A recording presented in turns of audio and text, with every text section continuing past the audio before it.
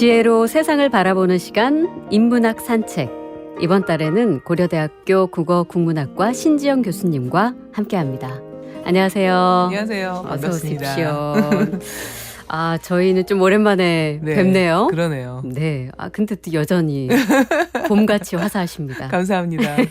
저희가 이번 주와 다음 주에 교수님과 함께 우리의 언어 습관에 대해서 좀 살펴보려고 해요.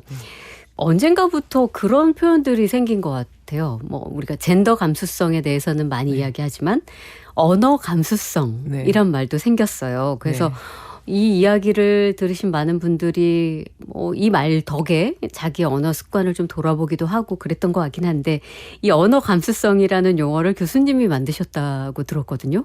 네, 앞에서 언어 감수성을 들어본 경험이 있으시다, 혹은 많은 사람들이 그거 덕분에 점검을 했다. 이렇게 말씀해 주셔서 너무 큰 용기를 얻었습니다. 제가 이 단어를 만들게 된 게 그런 것과 관련이 있거든요. 아, 그래요? 2000년대 초 정도에 이 단어를 만들었어요. 사실은 제가 책에도 썼던 내용인데 다소 엉뚱한 출발, 이렇게 제가 이름을 붙였거든요. 다소 엉뚱한 출발이었던 게, 사람들이 그때 텔레비전이 대형화되고 그리고 이제 화질이 좋아지면서 HD 서비스가 시작됐거든요. 그러다 보니까 사람들이 만나면 피부가 좋으시네요. 주름살이 없으시네요. 없으세요. 이런 얘기를 덕담처럼 하더라고요. 맞아요. 그래서 그전엔 이런 말이 없었는데 내 피부는 과거가 더 좋았을 텐데 그때는 얘기를 안 하다가 왜 그런 얘기를 할까라고 하니까 이제 주변을 살펴보니까 HD 서비스, 그다음에 화질이 좋은 아주 대형 텔레비전에서 사람의 얼굴이 크게 나오니까 피부와 주름살에 주목을 하더라고요. 그래서 사람들이 주목을 하게 하니까 굉장히 주목을 하면서 돈을 쓰고 애를 쓰는구나. 근데 사실 피부는 가꿀수록 좋아질 수도 있겠지만 궁극적으로 나빠지는 거잖아요. 노화로 인하여. 그렇죠. 자연스럽게. 그런데 그렇게 헛된 데다가 돈과 시간을 낭비하지 말고. 헛된 데다가. 그렇죠. 어떤 의미에서는 맞아요. 가꿀수록 좋아지는 언어에 관심을 갖게 하면 어떨까라고 생각해서 이제 언어에 민감하게 만들어야겠다. 그렇게 진짜 출발을 했다고요? 엉뚱한 출발이네요. 네네. 그러다가 그때 이제 국가인권위원회가 만들어졌고 인권 감수성이란 표현들이 이제 귀에 들리기 시작해서 그래, 인권 대신 언어 감수성이라고 한번 말을 만들어보자 이렇게 생각을 했죠. 그렇게 탄생한 줄은 몰랐습니다. 근데 많은 분들이 대충 언어 감수성이란 이런 걸 거야 라고 알고 있겠지만 교수님이 정의한 그 뜻은 뭘까요? 인권 감수성이나 젠더 감수성처럼 그 대상이 되는 것에 대해서 좀 관심을 가져보자. 민감하게 생각해보자. 라는 건데요. 사실은 세상에서 가장 일상적인 게 저는 언어라고 생각하거든요. 원래 일상적인 거에는, 습관적인 거, 이런 거에는 질문을 던지지 않아요. 그렇죠. 너무 자연스럽게 받아들이니까. 너무 자연스러우니까. 그러니까 우리가 그냥 말을 할 때는 이 말이 어디서 유래를 했고 어떤 뜻을 담고 있고 이런 생각을 별로 잘 하지 않고 내 생각이 내 단어에 혹은 내 표현에 잘 담겨 있는지 보다는 습관적으로 배운 대로 하게 되어 있거든요. 그래서 그거에 좀 더 민감해지자. 정말 내 언어에 내가 생각하는 바가 잘 담겨 있을까? 이런 것들을 점검해보고 좀 더 예민해지자. 이게 이제 언어 감수성의 정의인데 조금 딱딱하게 정의를 해보면 언어에 대한 이미 충분히 딱딱해요. 딱딱한가요? 더 딱딱한데 어떡하죠? 저는 교수님이 설명해 주신 그 부분이 지금 가장 딱 귀에 꽂히는데 너무 익숙해서 습관적으로 쓰는 자기의 말을 좀 낯설게 보기. 그렇죠. 그래서 민감하게 보기. 이거는 굉장히 그 의미 전달이 잘 된 것 같아요. 사실은 언어라는 거는 우리가 학습을 해서 습득을 해야 되는 거예요. 그러니까 전 세대가 가르쳐준 대로 우리가 말을 해야 이게 언어가 사회적 약속이니까 그래야지 의사소통이 되는 거거든요. 그러다 보니까 언어는 과거의 산물이에요. 현재나 미래의 산물이 아니고. 그러니까 과거의 생각이 그대로 담겨 있을 가능성이 높다는 거죠. 그러다 보니까 우리의 생각은 바뀌었는데 언어는 그대로 있는 이런 경우들이 굉장히 많아서 우리의 생각을 담지 못하는 경우가 많거든요. 그렇습니다. 그러네요. 근데 말씀 주신 대로 읽는 거 그리고 쓰는 것은 이제 공식적인 어떤 그 교육 체계 안에서 우리가 어릴 때부터 배우지만 말하기는 그냥 어린 시절 부모로부터 듣고 선생님으로부터 듣기 시작하면서 자연스럽게 말을 하기 때문에 이걸 특별히 내가 고쳐봐야지 혹은 내 언어에 무엇이 잘못되었지라고 의문을 가져본 적이 없고 혹시라도 내 의도와 다르게 말이 전달되어서 상대와의 관계가 뭐 틀어지거나 상처를 받거나 오해를 받는다고 해도 그걸 다시 돌이키기가 굉장히 어려운 것 같아요. 그리고 어려워들 하시고 교수님에게도 그런 경험이 있으세요? 워낙 언어 감수성이 뛰어나시니까. 아니죠. 사실은 세상에서 가장 멀리 떨어져 있는 두 사람이 누굴까 어느 날 생각을 했어요. 네. 그게 바로 말하는 사람과 듣는 사람이더라고요. 사실 서로의 감수성이 너무 다르니까요. 네네. 나는 이런 의도로 말했지만 완전히 다른 맥락에서 다른 의도로 받아들일 수 있죠. 그런데 그거를 서로 확인할 수 있는 기회는 사실 그렇게 많지 않아요. 네. 말씀하신 대로 그냥 오해가 쌓여서 저 사람의 의도는 저런 걸 거야. 이렇게 그냥 자기식으로, 생각하고 자기식으로 해석하고 넘어가거나 혹은 이해를 하지 못했는데 이해한 척하고 넘어가거나 그럴 수 있거든요. 사실 의사소통이 잘 된다. 그러니까 내가 말을 하면 저 사람이 내 말을 잘 알아들을 거다라고 생각하는 건 착각이다. 네. 원래 못 알아듣는 게 기본이다. 아, 그런가요? 그렇죠. 의사소통은 굉장히 어려운 거거든요. 왜냐하면 언어라는 도구 자체가 굉장히 소박한 도구예요.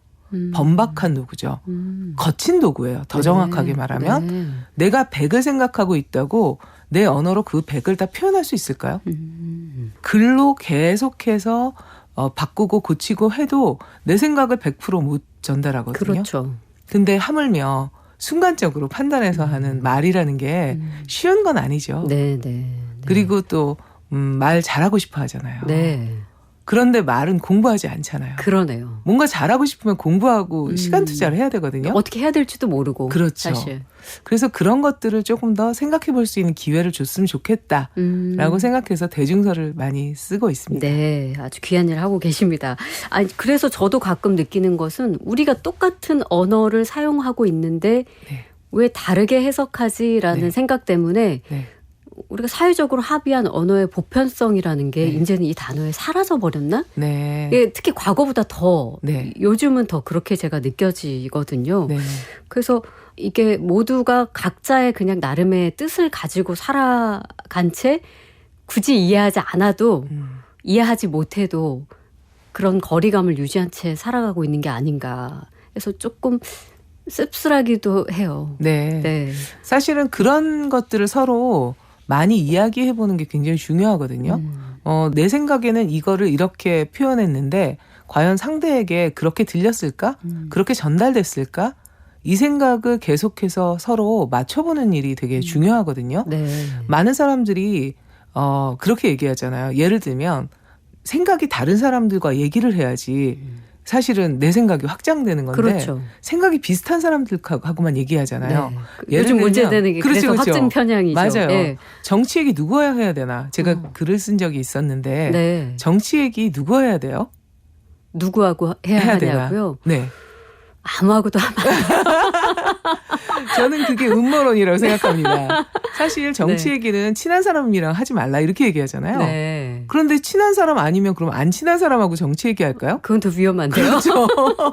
그러니까 아무하고도 하지 마라 이런 거를 사실은 알려준 그렇게 뭔가 사람들의 생각을 지배하는 것이 아닐까. 사실 그렇지 않죠. 생각이 다른 정치적인 견해를 가지고 있는 사람들하고 이야기를 해야 내가 놓치고 있는 거 서로 이렇게 생각을 조율할 수 있거든요. 그러면서 더 생각이 넓어지는 건데 나랑 똑같은 생각을 하고 있는 사람들만 이야기한다? 지루하고 재미없잖아요. 네. 실제로 교수님은 내가 의도하고자 했던 말과 다르게 상대가 받아들여서 뭔가 좀 껄끄럽거나 갈등이 생기거나 그런 적이 혹시 있으세요? 갈등이 생기는 게 오히려 저는 감사하다고 생각해요. 아, 그런가요? 왜냐하면 대부분의 경우는 아까도 말씀드렸지만 어떻게 이해했는지 모르고 끝나요. 아, 굳이 드러내지 않으니까. 그렇죠. 그리고 다르게 생각하고 그냥 거리가 멀어질 수 있겠죠. 근데 저는 그렇게 하는 것보다는 우리가 나는 이렇게 들렸다. 어떻게 생각하냐. 이렇게 좀 이야기를 나누는 것도 되게 중요할 것 같고요. 아까 말씀드렸듯이 내 말이 잘 전달될 거다라고 생각하지 말았으면 좋겠어요. 전달되지 않을 수도 있다. 그렇게 생각해야 좋은 말하기를 할 수 있습니다. 네. 말하기 잘하는 방법은 제가 아주 간단하게 한마디로 얘기를 해줘요. 네, 저도 어떡해요? 못하지만. 제발 들어주세요라는 자세를 취해라. 사실은 언어 감수성이라는 건 상대의 감수성. 그러니까 언어라는 건 나를 위해서 하는 일이 아니고요. 들리기 위해서 말을 하는 거잖아요. 네. 읽히기 위해서 책을 쓰는 거거든요. 그렇죠. 글은 읽히기 위해서, 말은 들리기 위해서. 그러니까 나를 위한 것이 아니라 상대를 향하는 일이다.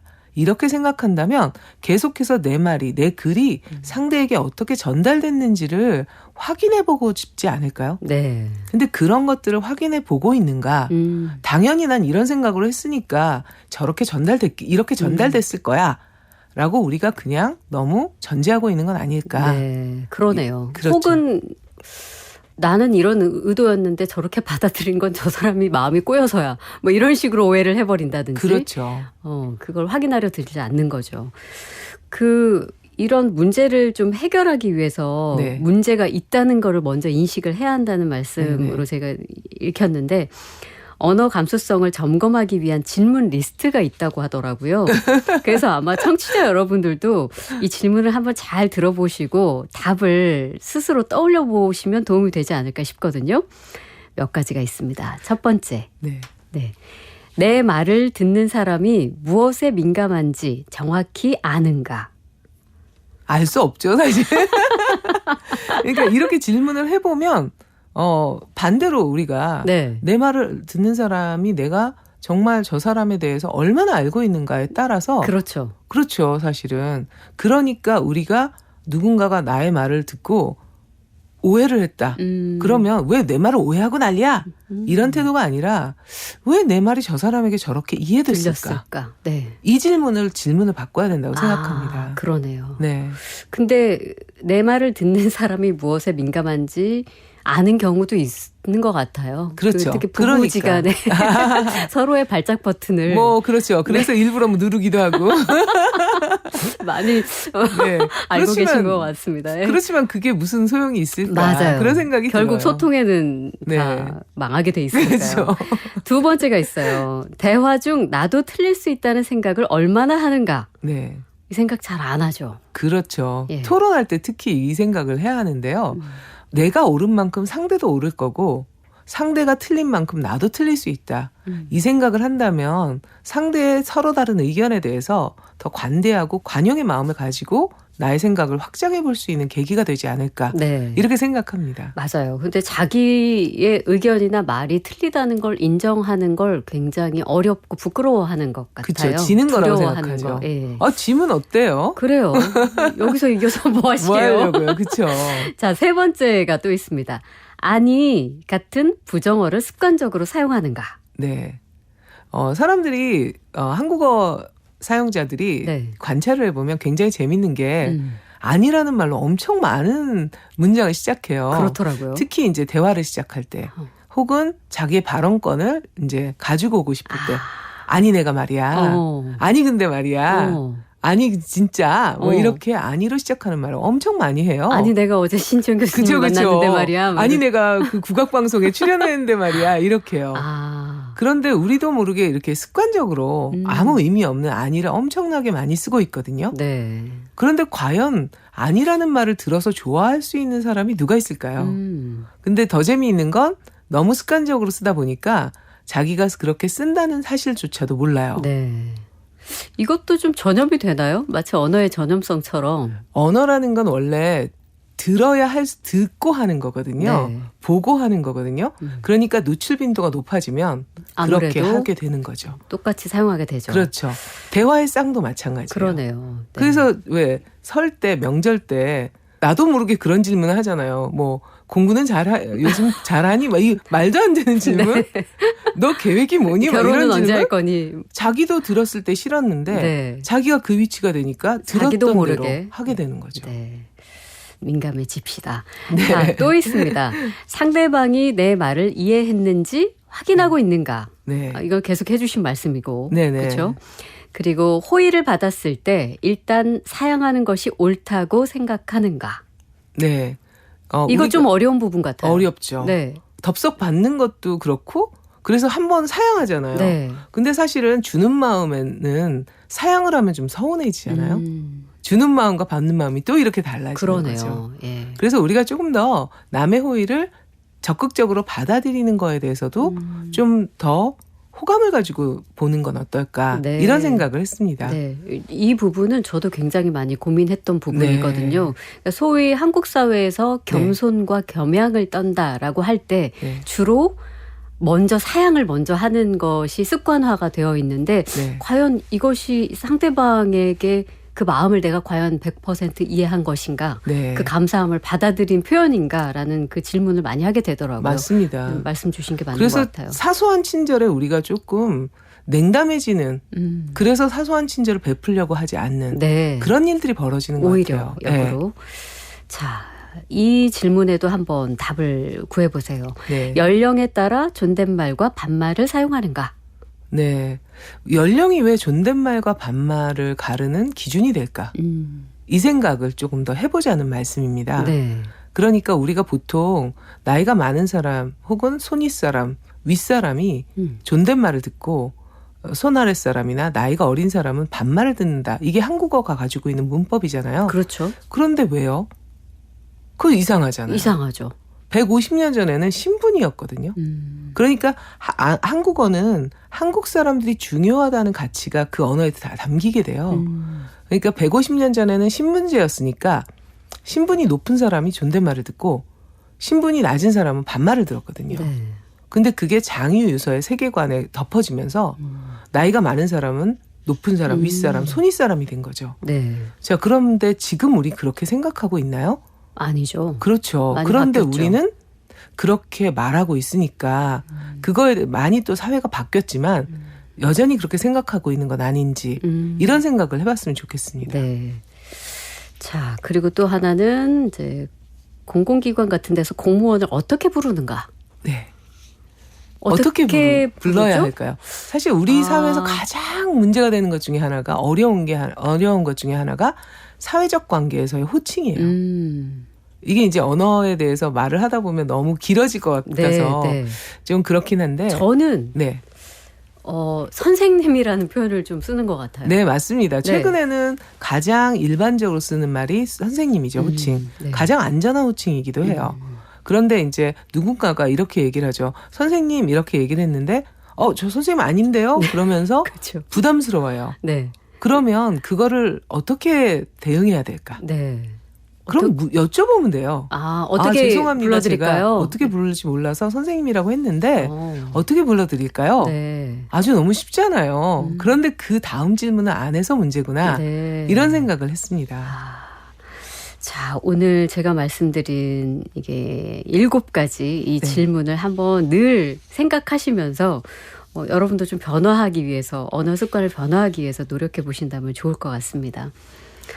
아까 아니라는 말을 이제 습관처럼 사용하고 사실은 부정적이어서 뭔가 사람을 조금 뭐랄까요? 튕긴다 그럴까요? 그렇죠. 그런 언어가 아니라면 반대로 우리가 이제 좋은 언어를 좀 찾아서 전달을 해드리고 싶다면 자석처럼 좀 사람을 끌어들이는 그런 표현이나 말은 뭐가 있을까요? 아주 정확하게 말씀을 해주셨는데 사실 제가 관계에서 언어는 자석이 될 수도 있고 용수철이 될 수 있구나. 네. 용수철이 아주 대표적인 말이 아니가 아닐까? 그럼 이제 자석이 뭐냐 이렇게 여쭤보신 것 같아요. 네.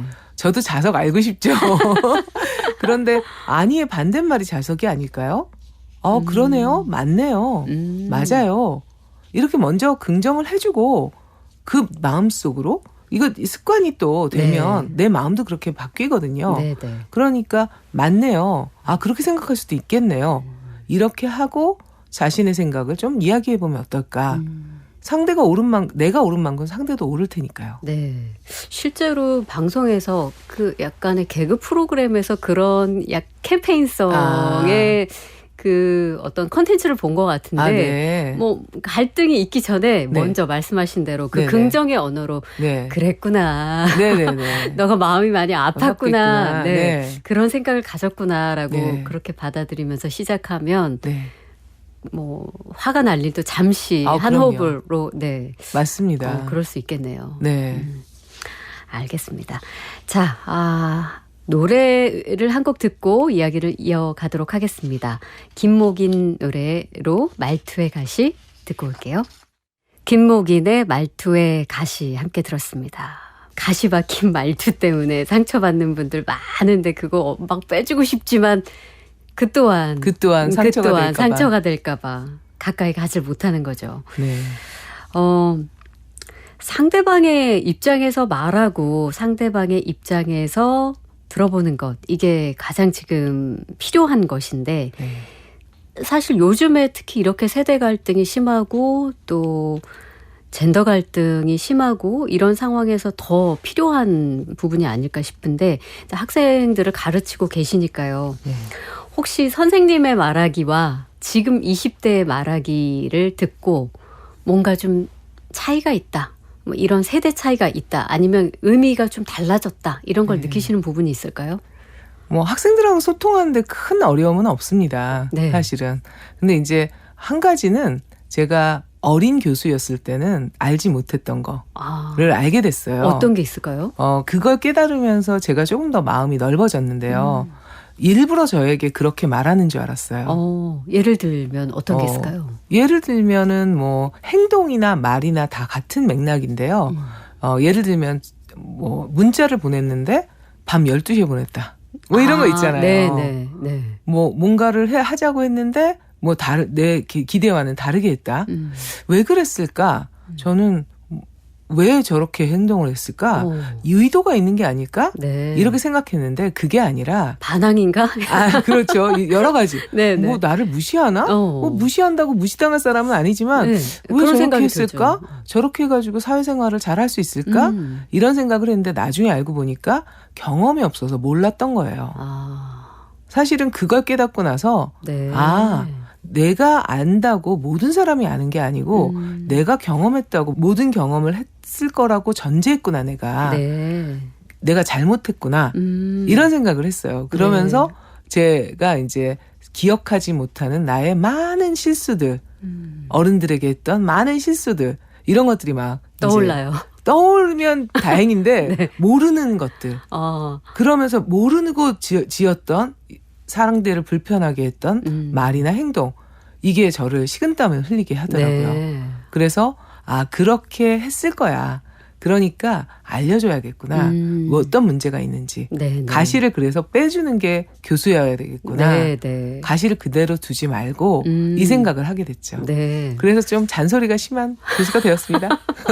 아니 근데 언어를 가르치시니까 어쩔 수가 또 없겠다는 생각도 들지만 요즘 그 말씀을 지금 하신 김에 제가 궁금한 점은 요즘 어른이나 선배의 입장에 있는 사람들이 이제 그보다 이제 나이가 어리거나 경험이 적은 사람들에게 어떤 경험치를 이야기해주거나 뭐 조언을 주기를 굉장히 꺼려하고 어려워해요. 이제 소위 꼰대스럽다라는 표현이 굉장히 뭐랄까요? 그 중년 이상의 세대를 좀 비난하거나 비하하는 표현으로 이해되기 시작하면서부터 되게 주저하게 되는데 그런 건 어떻게 할 수 있을까요?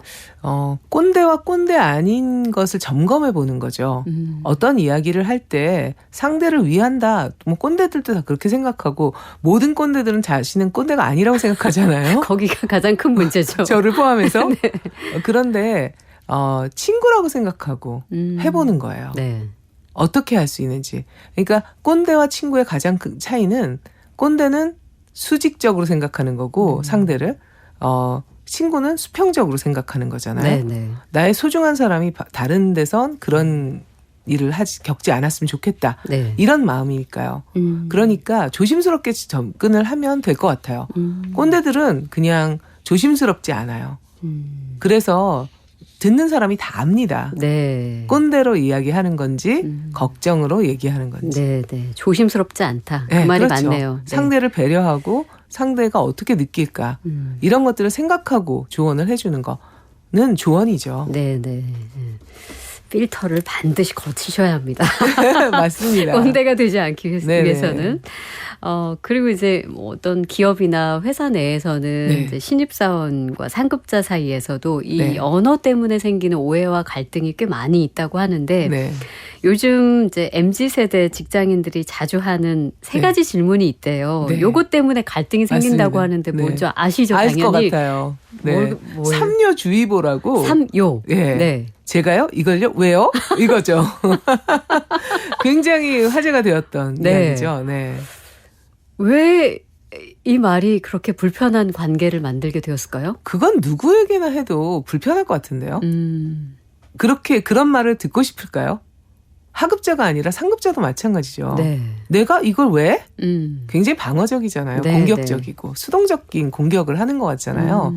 진짜 궁금하다면 그리고 신입사원은 자기가 이걸 해야 하는 일인지 안 해야 하는 일인지 잘 몰라요. 잘 구분하기 어렵죠. 자기가 판단할 수가 없어요. 네.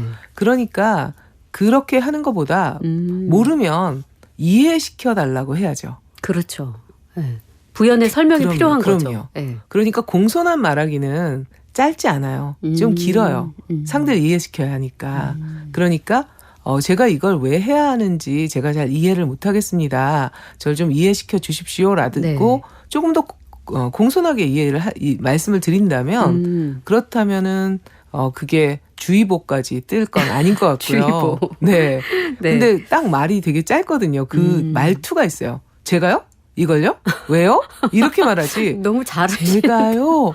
이걸요? 조심스러워하지 왜요? 않죠. 그렇죠. 네. 그렇게는 안 한다는 거죠.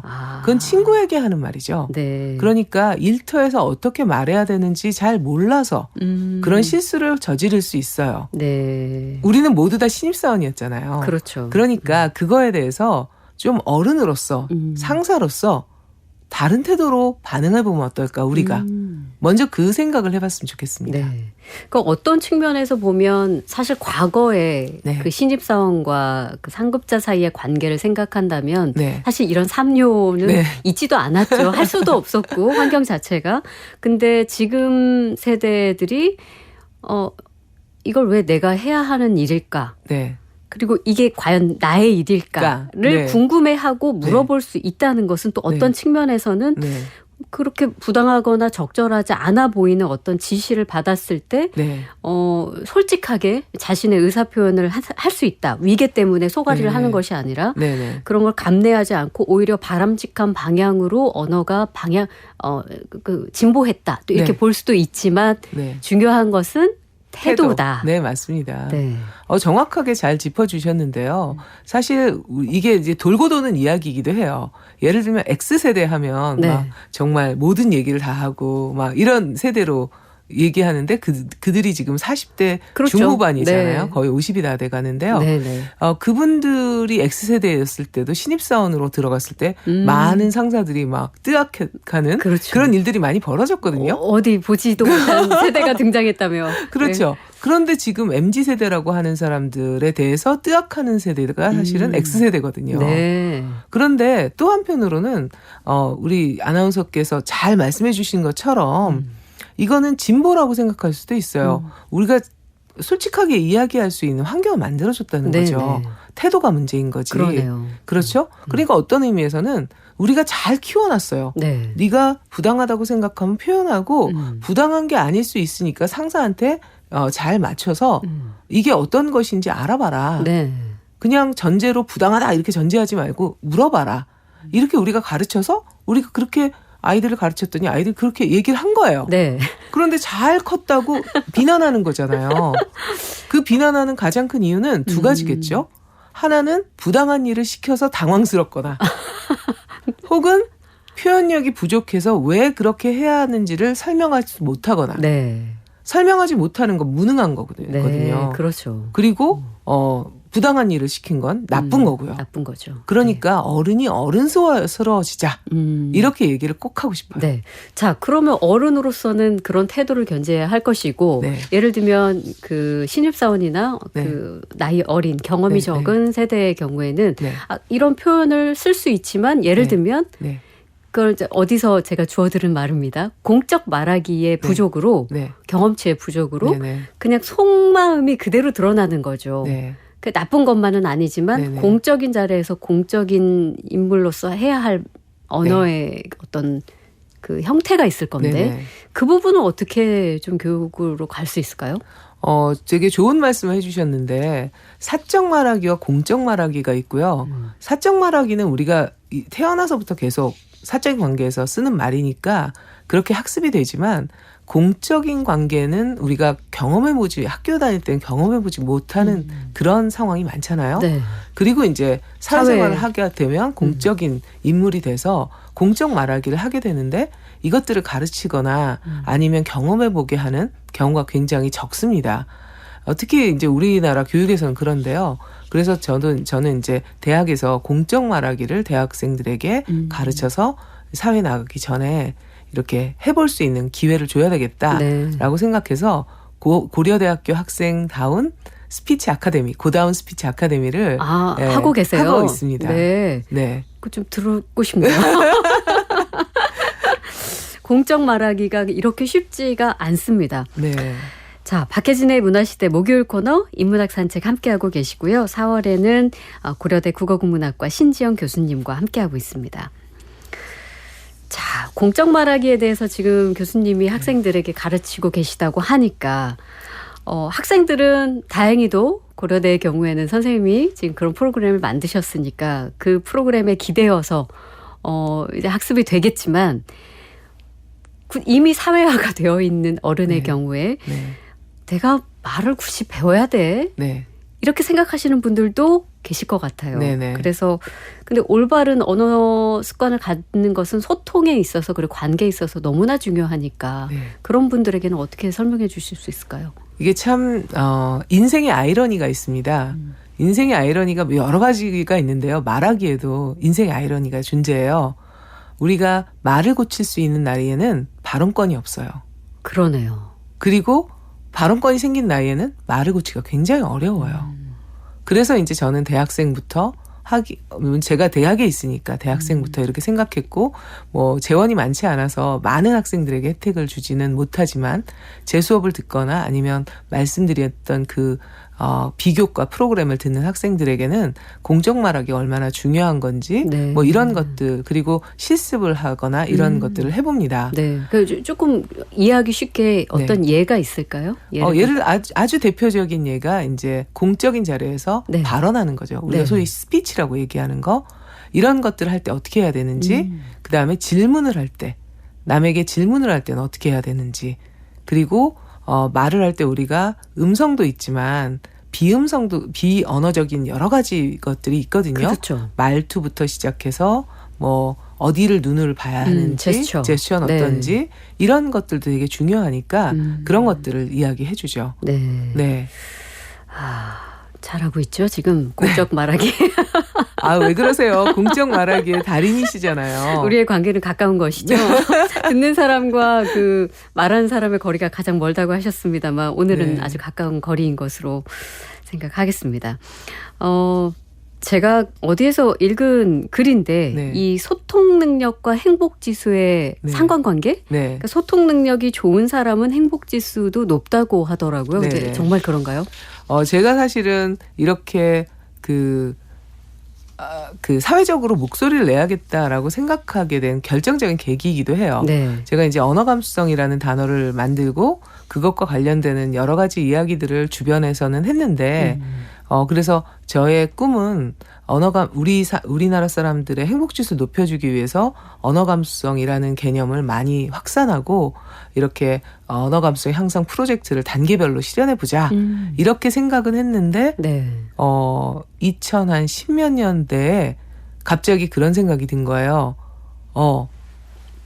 사회적으로 많이 알려지지 않았구나. 왜 그랬을까를 돌이켜서 반성해봤어요. 네. 제가 그걸 위해서 하고 싶은 거는 하고 하기 싫은 건 안 하고 있더라고요. 하고 싶은 거는 학생들 가르치고 공부하는 네. 거, 네. 연구하는 거죠. 논문 쓰고 책 쓰고 전공서적 쓰는 거죠. 근데 하기 싫은 건 학교 밖을 나가는 일이더라고요. 네. 이렇게 방송에 나오고 대중적으로 그렇죠. 예. 강연을 하고 대중서를 쓰고 이런 것들을 하지 않고 있더라고요. 그렇게 하지 않으면 알려질 수가 없잖아요. 네네. 그래서 제가 그때 많이 그 참회의 눈물을 흘리면서 네. 썼던 이제 첫 번째 대중서가 언어의 줄다리기입니다. 맞아요. 2018년에 냈고요. 네. 그래서 소통이라는 것들이 얼마나 중요한지 이런 것들을 우리가 좀 생각해보자. 이런 것들을 이제 사회적으로 많이 알려야겠다. 네. 이런 생각을 했고 네네. 말씀하셨던 소통지수와 행복지수 저는 그거를 연구를 해보니까 나오더라고요. 네. 특히 하버드대학교 성인발달연구소에서 나온 행복의 조건이라는 책이 있어요. 그 소장이 이제 65년 동안 연구한 그 연구소에서 65년 동안 인간 대상 가장 긴 그 와. 종단적 연구. 그러니까 그러네요. 그 사람의 20대, 10대 말부터 시작해서 네. 세상을 떠나는 80대, 90대가 될 때까지. 뭐 거의 사실 한 생애를. 네, 생애를 연구했던 게 있는데요. 그건 지금까지도 이어지고 있습니다. 전 소장이 냈던 책이 그 2003년에 나왔던 책인데요. 그게 행복의 조건이란 책이에요. 네. 우리나라에서 2010년에 번역이 됐습니다. 그 책을 읽고 제가 내 생각이 맞았구나 이렇게 생각을 했습니다. 왜냐하면 언어라는 건 관계 속에서만 존재하거든요. 그렇죠. 우리는 행복해지려면 좋은 관계를 가져야 돼요. 네네. 그런데 그 관계의 중심에 말이 있잖아요. 그런데 정말 그렇더라고요. 그 성인발달연구소에서 나온 행복의 조건을 보니까 여러 가지 행복한 노인들이 가지고 있는 것들이 있는데 공통점이 있는데 가장 중요한 게 이들은 다 따뜻한 사회적 관계를 갖고 있더래요. 그러니까 자석의 말하기를 하고 있는 사람들인 거죠. 그러네요. 우리가 왜 행복해지려고 하나? 행복을 위해서는 말을 잘해야 되는데 우리가 말을 잘하고 있나? 모든 것들이 사실은 말에서 관계가 틀어지는 경우가 굉장히 많거든요. 네, 그게 사실이에요. 네. 그 어떤 말투나 말 본색 그럼요. 그거 하나 때문에 서로 관계가 상처가, 틀어지기도 하고 좋아지기도 맞습니다. 하죠. 그래서 관계의 중심에 말이 있고 그 말하기를 잘하게 해서 감수성 있게 들여다볼 수 있게 해야 좋은 관계가 사회적으로 만들어질 수 있겠구나. 네. 그런 생각을 하면서 한국어가 가지고 있는 특징 그리고 각각의 상황들 그런 것들에 대해서 제가 책을 쓰게 되었죠. 이 어떤 말을 하느냐에 따라서 언어가 가진 힘이 굉장하다라는 것은 뭐 많은 분들이 네. 어떤 텍스트로 이해를 하시는 것 같긴 해요. 왜냐하면 네. 언어 습관을 쉽게 고치지 못하니까. 네. 근데 그 언어를 보면 그 사회 구성원이나 그 개인이 가지고 있는 가치관 같은 것도 살펴볼 수 있다고 생각하는데 자신이 쓰는 그 언어나 표현을 바꾸게 되면 사고도 달라질 수 있을까요? 사실은 그거는요. 아주 간단하게 왜 요즘 뭐 금쪽 같은 내 새끼라든지 네. 뭐 아니면 부부화의 프로젝트 이런 것들 있잖아요. 맞아요. 여러 가지 관계 옛날에 우리 아이가 달라졌어요. 뭐 이런 프로그램도 있고 우리 부부가 달라졌어요. 뭐 이런 것들이 있는데 네. 그것들을 잘 보면요. 관계가 개선되기 전후에 말하는 패턴이 완전히 다릅니다. 가장 먼저 말부터 교정을 하는 달라지죠. 거죠. 그렇죠. 네. 교정을 하기도 하고 마음이 달라지면 말이 달라집니다. 네. 또 말이 달라져야 마음이 달라지기도 하고요. 우리가 기업에서 네. 호칭 얘기를 좀 하고 싶은데요. 네네. 요즘 뭐 굉장히 다양한 호칭들을 아마 교수님도 아실 거예요. 뭐 이름을 부르기가 저어되어서 네. 그냥 영어 이름을 네, 부르는 맞습니다. 회사도 있고 네. 아니면 혜진님, 지영님 이렇게 네. 님자를 붙이기도 하고 네. 뭐 누구씨 하는 건 뭐 기존에 하던 방식인 것 같기도 하고요. 네. 이런 호칭에는 뭔가 변화가 필요하다고 보시나요? 그렇죠. 변화가 필요하고 그게 이제 이 단지 회사의 문제가 아니라 호칭이라는 것에 대해서 우리가 왜 관심을 가져야 하는지 이게 이제 제가 늘 말씀을 드리는 거거든요. 네네. 이게 한국어가 가지고 있는 특징 때문이에요. 한국어는 2인칭 대명사로 공손한 장면에서 2인칭 대명사를 사용할 수가 없어요. 그러니까 사적인 친구들 이름을 부를 수 있는 이름만 불러서 호칭이 되는 사람들에게만 2인칭 대명사를 쓸 수가 있거든요. 네. 그러니까 2인칭 대명사도 못 쓰고 그다음에 이름도 못 부르니까 네. 이름 대신에 부를 말이 필요한 거예요. 그러네요. 2인칭 대명사 대신에 부를 말이 필요하고 그게 너가 호칭어거든. 아닌. 그렇죠. 네. 네. 그러니까 한국어는 너를 너라고 할 수 없는 언어거든요. 그래서 호칭의 메뉴가 굉장히 발달되어 있어요. 그런데 그게 과거의 메뉴라는 거죠. 그래서 그걸 듣는 사람들이 과거에는 괜찮았지만 지금은 맞지 않는 거예요. 네. 예를 들어서 아까 공무원을 어떻게 불렀는가. 네. 네. 말하는 사람들이 제가 민원인들이 어떻게 말을 하는지를 가끔 이제 앉아서 듣게 되는데 연세가 좀 있으신 분들은 젊은 여성 그 공무원에게 아가씨 네. 이렇게 불러요. 언니야 이렇게 부르기도 합니다. 네. 너무 싫거든요. 너무 싫죠. 근데 왜 싫어할까요? 네. 그런데 왜 그렇게 부를까요? 상대 불쾌하게 하려고 부른 게 아니거든요. 네, 네. 그 의미를 따져봐야 되는 거예요. 그런데 그냥 이거 안 돼요. 이거 쓰세요. 그게 아니라 왜 이게 이상하고 다른 거를 써야 하는지 그거를 알아야 한다는 게 제가 가지고 있는 생각인데요. 네, 네. 아주 짧게만 말씀드리면 아가씨 언니야는 나는 당신을 공무원으로 인정하지 않는다예요. 20대 여성으로만 보인다. 네, 네. 젊은 여성으로 본다. 공무원이 아니라 네. 이걸 함의하기 때문이죠. 호칭어는 내가 상대를 어떻게 생각하는지 나의 입으로 고백하는 말이에요. 그러네요. 굉장히 그러니까 중요하네요. 그렇죠. 네. 어르신들 너무 싫어합니다. 그렇더라고요. 그럼요. 네. 그런데 존중해 주려고 어르신 하잖아요. 네. 왜 나를 나이든 사람으로만 네. 보고 있느냐. 네. 내가 너의 눈에는 그렇게밖에 안 보이니? 네. 이런 뜻이거든요. 네. 그럴 때는 그러니까 어려울 때는 상대에게 여쭤보거나 네. 선생님 이렇게 부르는 게 무난하겠죠. 네. 그 직장 호칭 예, 되게 어떻게 하는 게 가장 좀 합리적일까요? 논의하는 게 첫 번째인데요. 예. 직장 호칭을 바꿨던 직장들이 가지고 있는 맹점이 있었어요. 상명하다를 바꾸기 위해서, 그러니까 수직적인 어떤 조직 문화를 바꾸겠다. 네. 이래서 이제 호칭을 바꾸는 일이 벌어졌는데 재밌는 건 왜 바꿔야 되는지 얘기 안 하고 오늘부터 바꿉니다. 위에서 아래로 이렇게 얘기를 역시나 합니다. 수직적으로. 네. 네. 그거를 생각해 보게 해야 되거든요. 네. 그리고 어떻게 할지 합의해야 돼요. 그런데 그렇게 하지 않고 오늘부터 님입니다. 이렇게 하니까 이게 뭘까? 이렇게 되는 거죠. 불안하죠. 네. 네. 왜냐하면 상사에게 누구님 했을 때 내가 무례하게 하는 건 아닐까? 네. 상사가 듣기에는 나는 어떻게 해서 사장이 됐는데 사장이 됐는데 누구님이라니 네. 이렇게 생각할 수도 있거든요. 그렇죠. 이런 것들을 다 꺼내놓고 이야기를 하고 왜 해야 되는지를 설득하는 노력.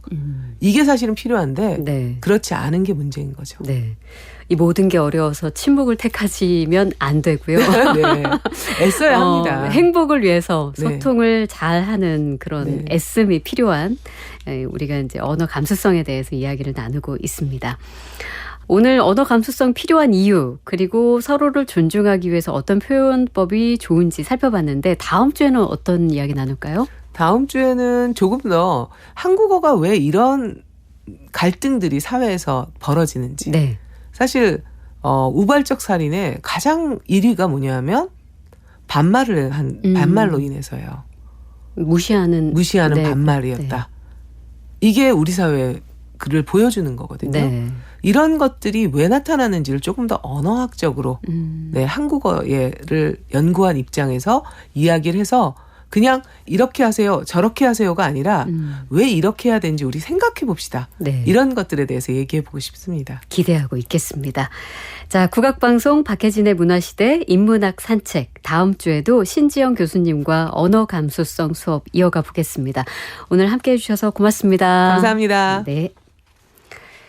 언어 감수성은 습관적인 언어를 낯설게 보게 하고 민감성을 발휘해서 낡은 언어 표현의 문제를 제기하게 한다.